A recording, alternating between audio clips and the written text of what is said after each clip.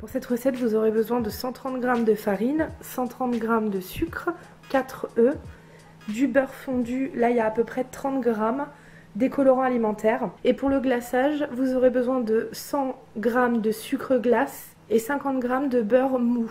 Ensuite, vous aurez besoin de poches à douille jetables qu'on peut découper. J'ai acheté celle-ci sur eBay il y a à peu près 1000 ans, il y en a je ne sais pas combien, 100. Voilà, c'est très bien, ça suffit. Vous aurez besoin de spatule, de fouet et d'un batteur. Donc la première chose à faire, c'est de faire un sabayon. Donc vous allez mettre vos 4 œufs entiers dans un saladier avec le sucre. Vous allez mettre une casserole à bouillir et vous mettez ça en bain-marie si vous voulez et vous battez, battez, battez, battez. Quand vous avez fait ça, vous revenez et vous mettez la farine et le beurre.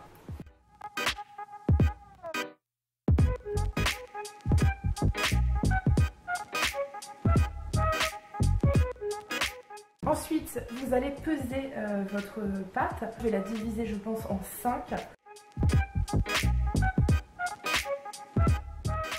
Voilà, donc là j'ai divisé mes pâtes en 5.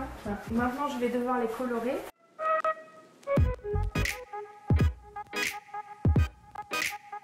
Donc là, j'ai mes 6 pâtes. Ce que je vous recommande pour remplir vos poches à douille, c'est de prendre un verre assez haut et vous allez mettre votre poche à douille à l'intérieur. Vous repoussez. Et cette petite astuce vient de vous faire économiser le machin tout nouveau tout beau pour remplir les poches à douille. Complètement inutile.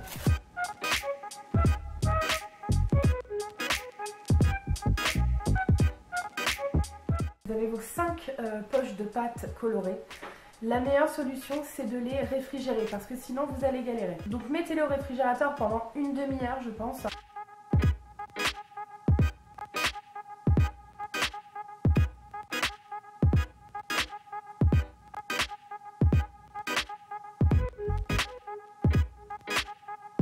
Donc voilà, l'intérêt c'est pas de faire une plaque bien carrée, on s'en fiche puisqu'on va le couper de toute façon. L'objectif c'est de faire un petit roulé, un peu de toutes les couleurs avec des formes complètement aléatoires. Et en fait cuit ça rend super bien avec un glaçage blanc. Donc là je vais mettre au four et on se retrouve après. Pendant ce temps vous allez préparer votre glaçage avec 50 g de beurre mou et 100 g de sucre glace.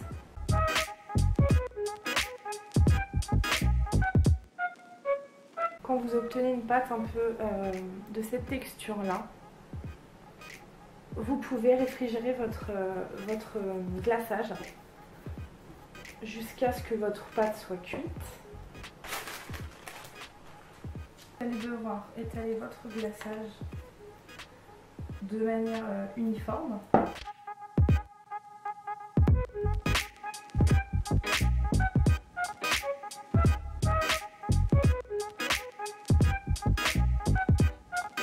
Après, vous saupoudrez de billes.